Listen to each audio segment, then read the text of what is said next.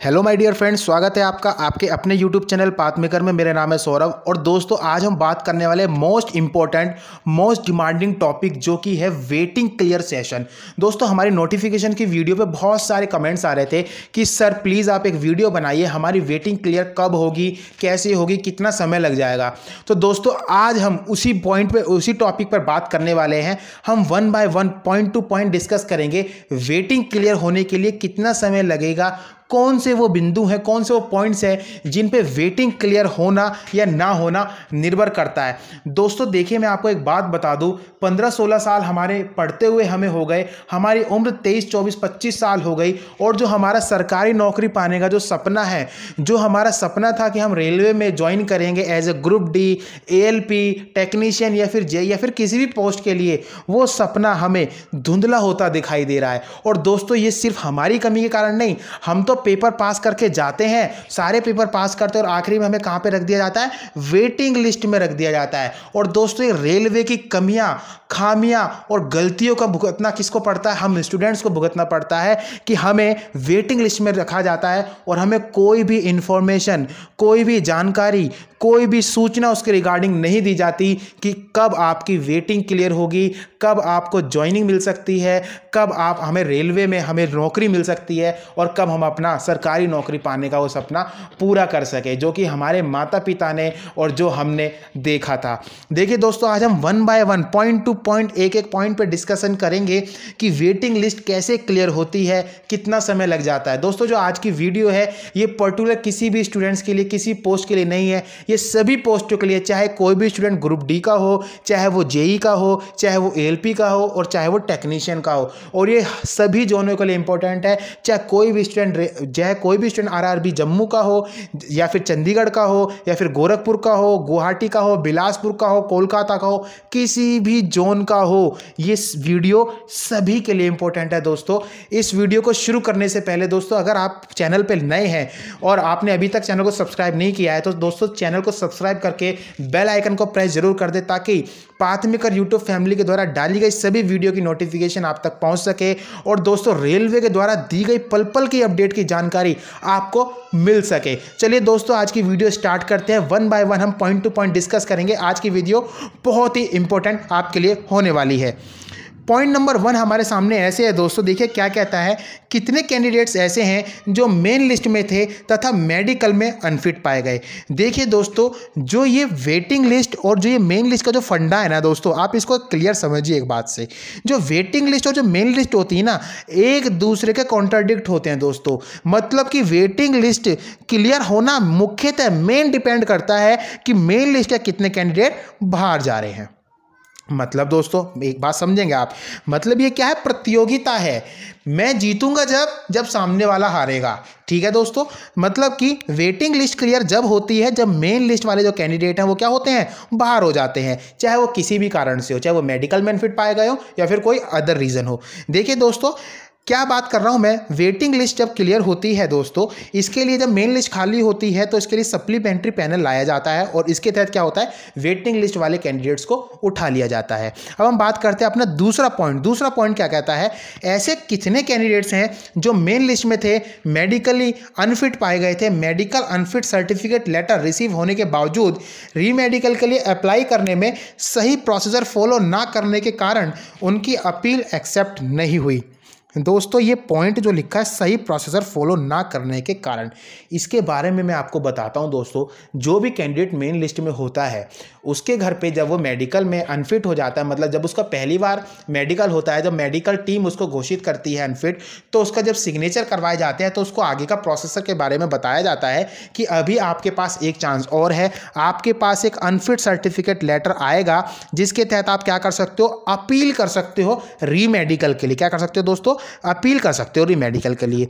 हालांकि दोस्तों जब ये लेटर हमारे पास आता है तो उसमें साफ साफ लिखा होता है कि आपको जो भी आपकी चंडीगढ़ का जोन है, चाहे आप जो भी रेलवे रिक्रूटमेंट बोर्ड है आपका, चाहे वो चंडीगढ़ हो, चाहे गोरखपुर हो, चाहे गुवाहाटी, चाहे बिलासपुर, बेंगलोर, कुछ भी हो, उसके लिए उसके नाम से आपको 1000 रुपये का डिमांड ड्राफ्ट लगाना है और एक एप्लीकेशन लिखनी है और जो एक लेटर है उसकी फोटोकॉपी लगा करके, और जो मेन पॉइंट है दोस्तों, जिस भी चीज़ में आप डिस्क्वालीफाई हुए हो, चाहे वो डिस्टेंट विजन हो, चाहे वो नियर विजन हो दोस्तों, चाहे वो कुछ भी हो, चाहे वो कलर ब्लाइंडनेस क्यों ना हो, ठीक है, उसके लिए आपको क्या करना होता है, एक डॉक्टर से, चाहे वो प्राइवेट हो चाहे वो गवर्नमेंट हो, उसके पास खुद का रजिस्ट्रेशन नंबर होना चाहिए। उससे आप सर्टिफाई करवा के लेके जाते हो कि मैं इस चीज़ में मुझे डिस्क्वालीफाई किया गया था और मैं इस पोस्ट के लिए या फिर इस चीज़ में, चाहे वो डिस्टेंट विजन हो, चाहे वो नियर विजन हो, चाहे कलर ब्लाइंडनेस हो, बिल्कुल फिट हो। एक डॉक्टर आपको एक आपकी रिपोर्ट बना के देता है, उस पर साफ साफ लिखा होता है कि you are medically fit for this and this, ठीक है दोस्तों। और आपको ये जो सर्टिफिकेट होता है ये अपील के साथ लगा करके वहाँ पे सबमिट करना होता है, तब तो आपकी री मेडिकल की अपील एक्सेप्ट होती है। दोस्तों ये एक्सेप्ट क्यों नहीं होती, ये तो साथ सही प्रोसेस फॉलो करना। जो गलती स्टूडेंट से होती है वो क्या होती है दोस्तों, कभी कभी जो स्पेलिंग होती है आरआरबी चंडीगढ़ की, हम वो जो नाम मतलब कोई रेलवे रिक्रूटमेंट बोर्ड लिखता है, कोई आरआरबी लिख देता है, उसमें कहीं ना कहीं हम कमी कर जाते हैं और डिमांड ड्राफ्ट जो बना के भेजते हैं वो क्या होता है, वो एक्सेप्ट नहीं हो पाता है। और वो जब वो एक्सेप्ट नहीं होता तो हमारी री मेडिकल की अपील एक्सेप्ट नहीं हो पाती।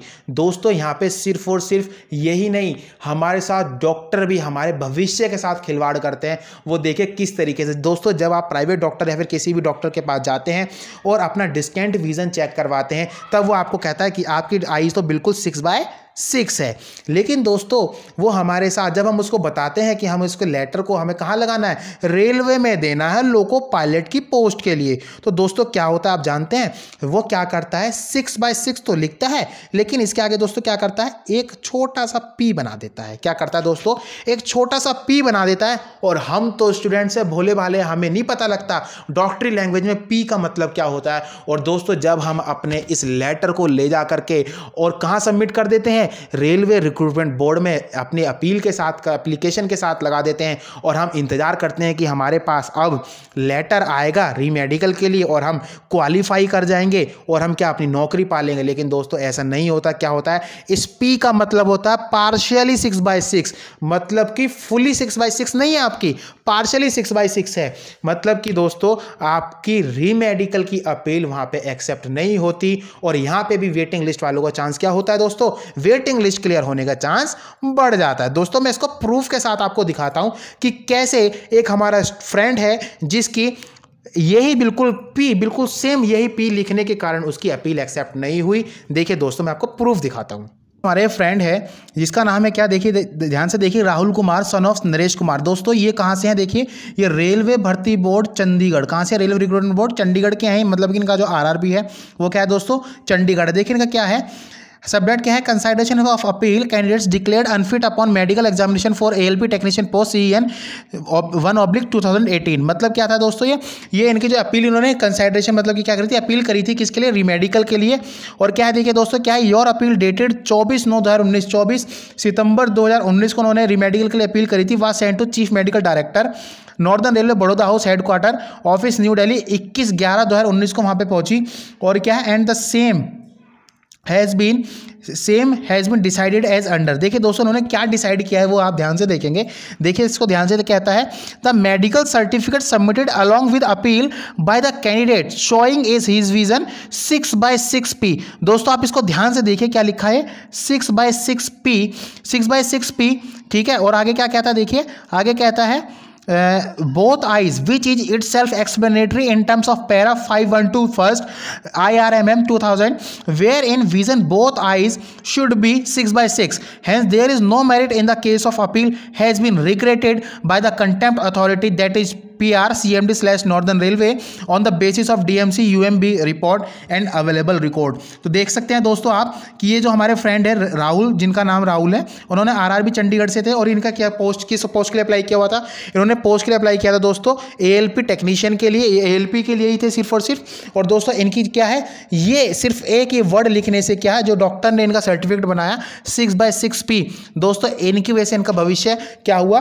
इनको जो पोस्ट मिलनी थी ALP की वो क्या हुई, इनकी अपील ही एक्सेप्ट नहीं हुई। हो सकता था कि ये क्या, इनकी अपील एक्सेप्ट होती तो रीमेडिकल में हो सकता था ये पास हो जाते।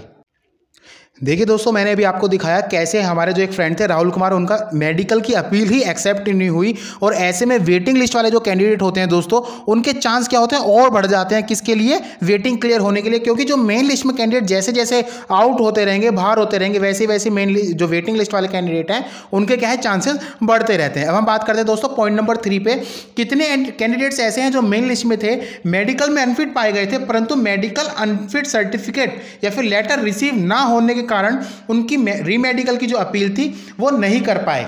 दोस्तों देखिए, हमारे ऐसे बहुत सारे ऐसे फ्रेंड्स हैं जो हमें कमेंट करते हैं कि सर हमें तो अभी तक लेटर ही रिसीव नहीं हुआ। क्या लेटर ही रिसीव नहीं हुआ तो बताइए हम कैसे अपील करते?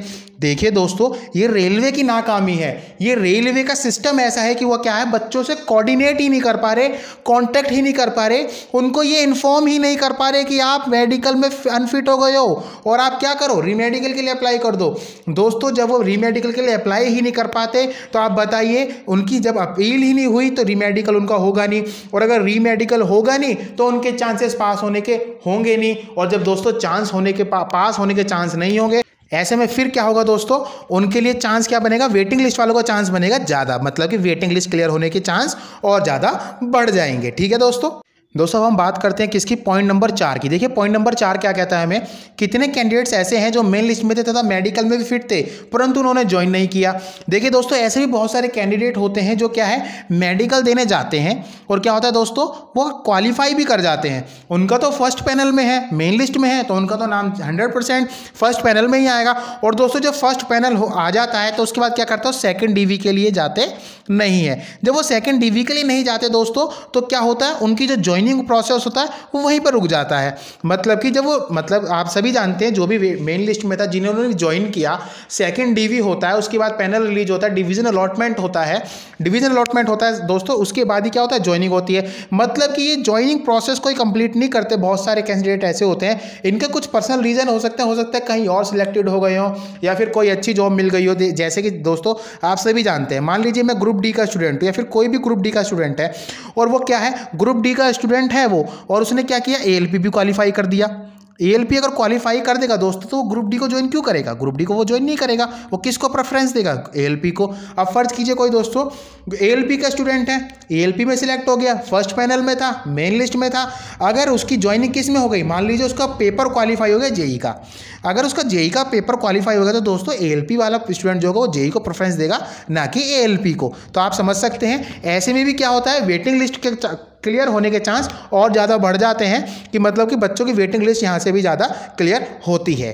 अब हम बात करते हैं पॉइंट नंबर 5। पॉइंट नंबर 5 क्या कहता है दोस्तों, कितने कैंडिडेट्स ऐसे हैं जो मेन लिस्ट में थे परंतु डॉक्यूमेंट वेरिफिकेशन या फिर मेडिकल देने किसी भी कारणवश उपस्थित नहीं हो पाए। देखिए दोस्तों, जैसा कि आप सभी जानते हैं कि बहुत बार ऐसा होता है कि हमारा नाम मेन लिस्ट में होता है, या फिर बहुत से कैंडिडेट्स ऐसे होते हैं कि नाम मेन लिस्ट में होता है, हम जानते भी हैं मेन लिस्ट में है, लेकिन क्या होता है दोस्तों, उनकी कहीं ना कहीं और उनको लगता है कि और कहीं ना कहीं हमारी ज्वाइनिंग हो रखी है, या फिर और अच्छी से इससे अच्छी पोस्ट हमारा पेपर क्वालिफाई है। जैसे कि जेई हो गया दोस्तों, एसएससी सीजीएल की बात कर लूँ, मैं सीएचएसएल की बात कर लूँ, क्योंकि दोस्तों मैं आपको बता दूँ, जो ये एएलपी की पोस्ट की अगर हम बात करते हैं तो जो एएलपी की पोस्ट होती है दोस्तों, ये बहुत लाइफ डिस्टर्बिंग जॉब होती है। मतलब अगर किसी व्यक्ति का, किसी भी कैंडिडेट का एएलपी क्वालिफाई है और उसका सीएचएसएल, एसएससी सीएचएसएल का एग्जाम होता है वो भी क्वालिफाई है, तो वो एएलपी को प्रेफरेंस ना दे करके किसको देगा, सीएचएसएल को देगा। क्योंकि दोस्तों सैलरी तो देखिए, सैलरी तो दोनों की ही सेम है, बस इसमें एएलपी में थोड़े से अलाउंसेस ज़्यादा मिल जाते हैं, लेकिन उसी के साथ साथ लाइफ डिस्टर्बिंग रहती है। सीएचएसएल में ऑफिशियल जॉब होती है और क्या होता है दोस्तों, अपना आराम से टाइमिंग रहती है, अपना सुबह जाना शाम को घर पे आ जाना। तो दोस्तों इसमें भी ये भी पॉइंट एक होता है एएलपी को क्लियर करने में, कि कितने समय में क्लियर हो जाएगी, कि कितने कैंडिडेट्स ऐसे हैं जो कि मेडिकल देने या फिर जो सेकेंड डीवी होता है उसमें उपस्थित नहीं हुए। पॉइंट नंबर 6 हमारे सामने है, ऐसे कितने कैंडिडेट्स हैं जो मेन लिस्ट में थे, मेडिकल में अनफिट पाए गए थे, प्री मेडिकल में अनफिट पाए गए तथा आरआरबी ने उनका कैंडिडेचर रद्द कर दिया, मतलब कि परमानेंटली डिस्क्वालीफाई कर दिया। देखिए दोस्तों, ऐसे बहुत से कैंडिडेट्स हैं जो मेन लिस्ट में थे, जो कि मेडिकल में डिस्क्वालीफाई हुए, मतलब कि जहां उनका पहली बार मेडिकल हुआ था वहां पे डॉक्टरों ने उनको डिस्क्वालीफाई कर दिया। उसके बाद भी बहुत से ऐसे कैंडिडेट्स होते हैं जो कि मेन लिस्ट में थे और दोबारा उनका रीमेडिकल हुआ, रीमेडिकल में भी उनको क्या हुआ, रीमेडिकल के अंदर भी उनको क्या हुआ, डॉक्टर ने क्या कर दिया, डिस्क्वालीफाई कर दिया, मतलब कि उनको मना कर दिया कि आप ALP की पोस्ट के लिए मतलब कि एप्लीकेबल नहीं हो। तो ऐसे में भी क्या होता है दोस्तों, जो वैकेंसी खाली होती है उनका क्या होता है, उसकी जगह पर वेटिंग लिस्ट वालों को लिया जाता है, सेकंड पैनल रिलीज किया जाता है, मेरिट डाउन की जाती है और वेटिंग लिस्ट वाले बच्चों को चांस दिया जाता है।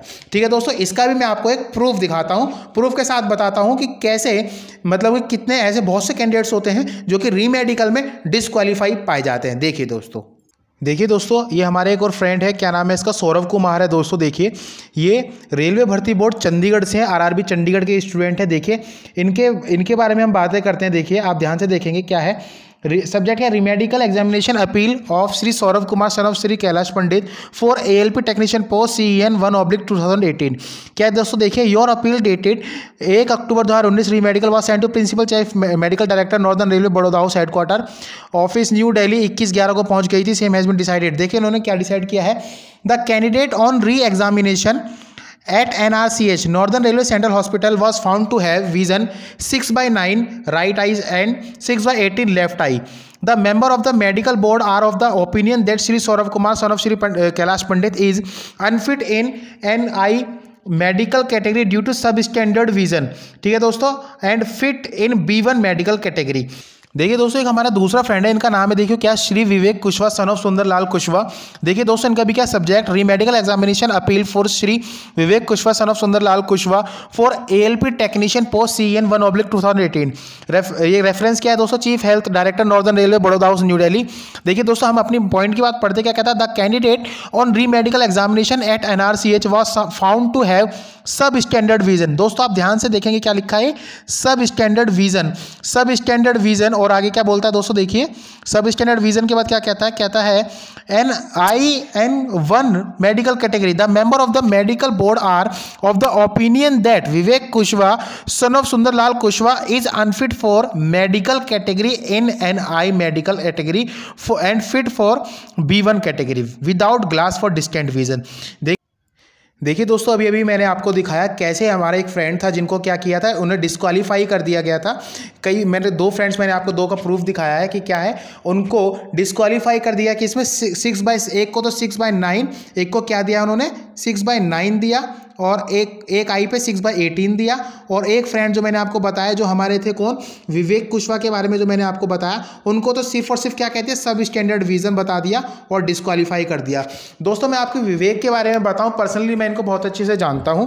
दोस्तों इनकी जो आई साइट है, जो इनका विजन है, वो जो पहली बार चेक हुआ था मेडिकल में, उस समय 6/6 कितना था दोस्तों, इनका 6/6 और 6/9 आया था। और इनको जो डॉक्टर थे उन्होंने बोला था कि अगर आप जब आपका फाइनली जब रीमेडिकल होगा तब हो सकता है कि आपको जो नॉर्दर्न रेलवे का हमारा सेंट्रल हॉस्पिटल है नई दिल्ली में, वो आपको क्वालिफाई कर दें, क्योंकि ये नॉर्मली बात होती है दोस्तों, क्योंकि लेफ्ट ऑर्गन हमारे सभी के सभी कमज़ोर ही होते हैं, आप सभी भी जानते हैं दोस्तों। तो दोस्तों लेकिन इनके साथ बहुत ही जाती की गई और इनको क्या किया, डिस्क्वालीफाई कर दिया गया। मुझे पर्सनली इनका काफ़ी दुख हुआ। देखिए दोस्तों जी, अभी मैंने आपको बताया परमानेंटली डिस्क्वालीफाई का।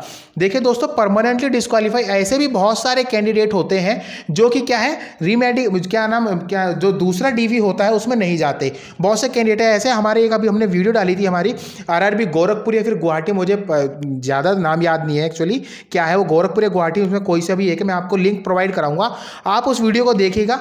154 कैंडिडेट्स ऐसे हैं JEE के हैं वो, जिनका क्या है दोस्तों, JEE के स्टूडेंट है जिनको क्या कर दिया गया, परमानेंटली डिस्क्वालीफाई कर दिया गया। मतलब कि वो ऐसे कैंडिडेट 154 जो कि ज्वाइनिंग के लिए ही नहीं गए, मतलब कि वो गए नहीं सेकंड DV के लिए जब उनका फाइनल DV होता है।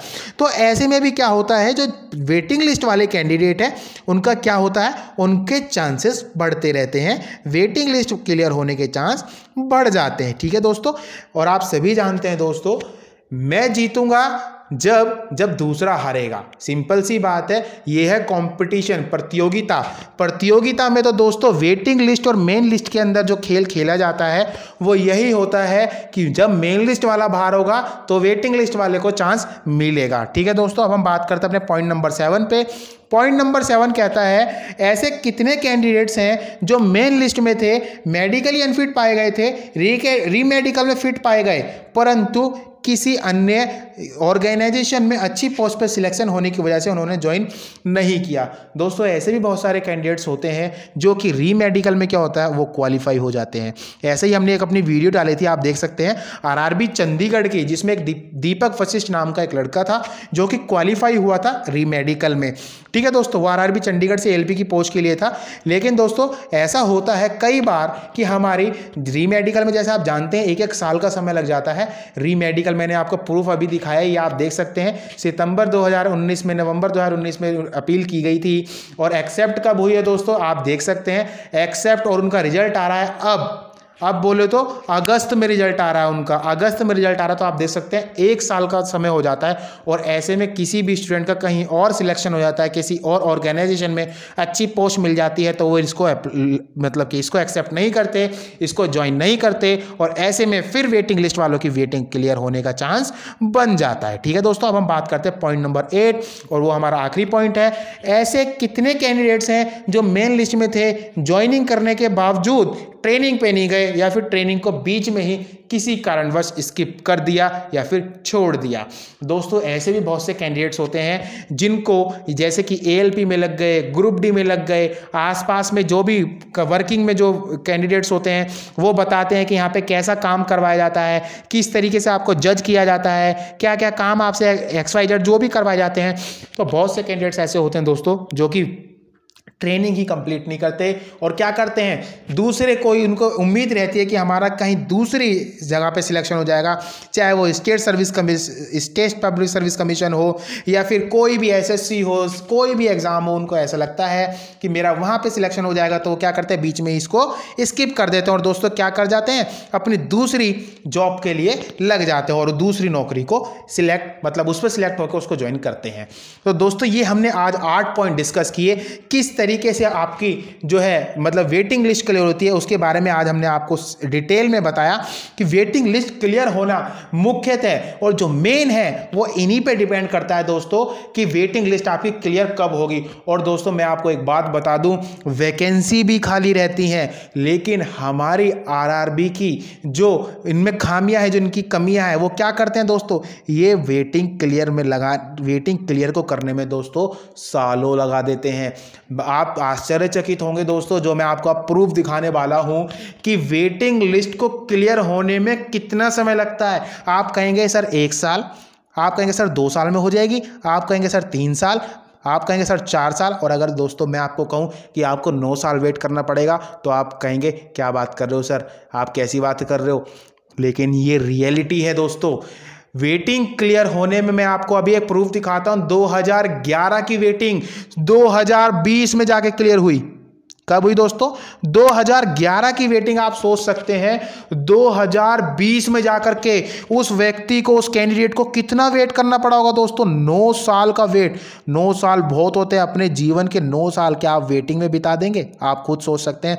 आप समझदार है दोस्तों, आप खुद डिसीजन लीजिए कि वेटिंग लिस्ट क्लियर होने का इंतजार करना है या फिर किसी दूसरे एग्जाम की तैयारी करनी है, उसकी मेहनत करनी है, दूसरे पेपर को पास करना है। चलिए दोस्तों मैं आपको प्रूफ दिखाता हूं कि किस तरीके से कितने समय में ये आरआरबी हमारी वेटिंग को क्लियर करती है। देखिए दोस्तों, पटना देखिए दोस्तों, आप ध्यान से देखें, supplementary final result for the post of assistant loco pilot category number 1 of centralise notice 1/2011। आप ध्यान से देखें दोस्तों क्या लिखा है, 1/2011। ठीक है, अब हम देखेंगे दोस्तों, देखिए आप ध्यान से देखें ये कब आया दोस्तों, नोटिस यह है 31 अगस्त 2020 को।